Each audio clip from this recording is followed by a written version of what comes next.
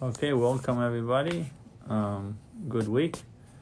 We're going to discuss the laws of meat and dairy. So this is an interesting case.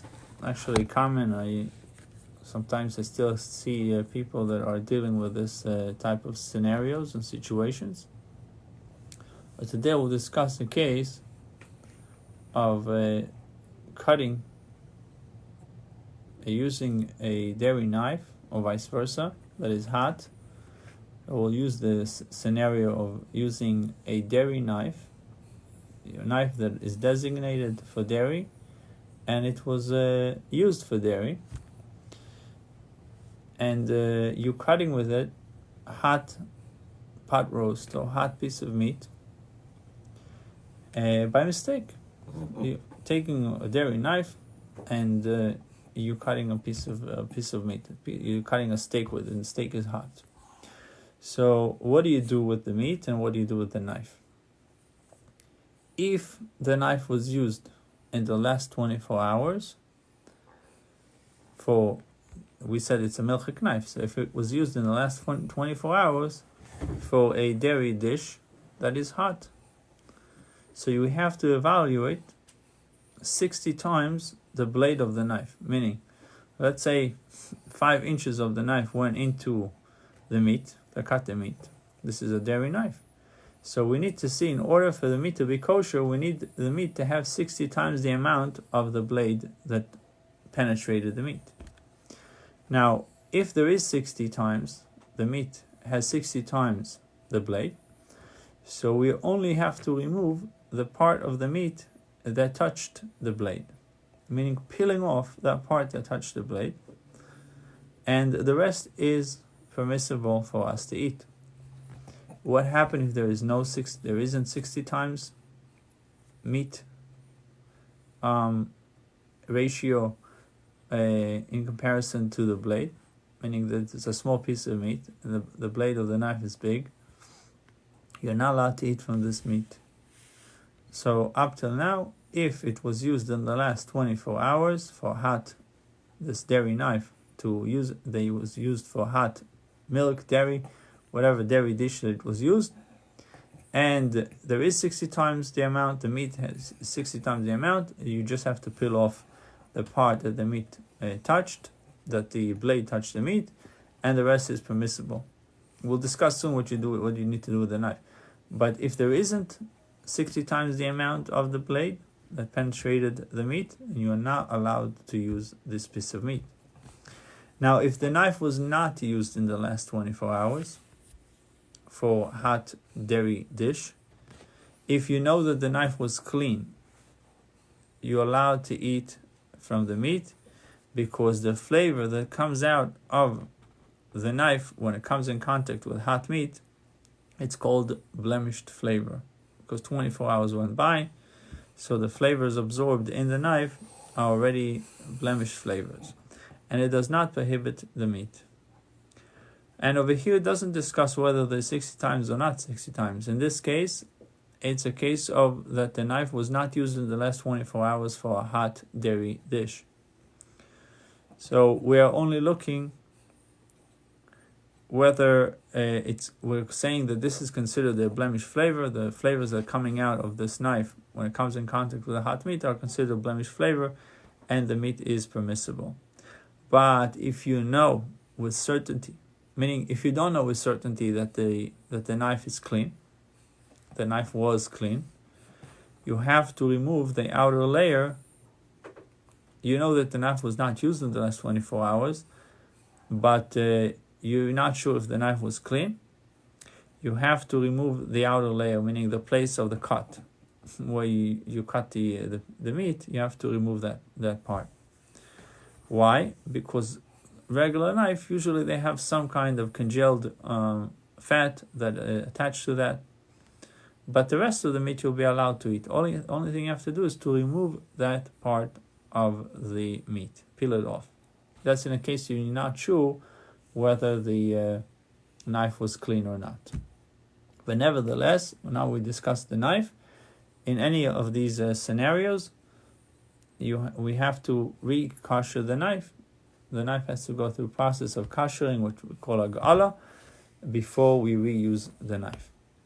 Now, another scenario, what happens with sharp food?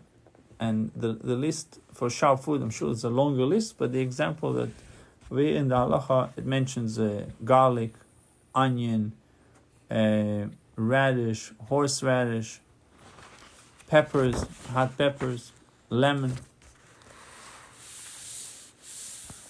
So if this sharp ingredient was cooked in a vessel for 18 minutes, it transformed. Now, let's say that this vessel will take a pot that was used for example, pot was used for meat in 48 hours ago, long time ago. And now you cooked in that pot, in the meat pot, you're cooking this sharp foods, which is not a problem. You're using it for, you're just cooking maybe frying some onions. Sharp food. So now, since it's sharp food, it turns the what we call blemished flavor into a flavor. It's into an enhancing flavor. So suddenly the pot changes, although it was not used in the last 24 hours. It was not used for meat. It was clean past 24 hours, but since it was used for sharp food, so now the flavors that were considered, usually in a regular scenario, they would be considered blemish flavors, now they would be considered an enhancing flavor.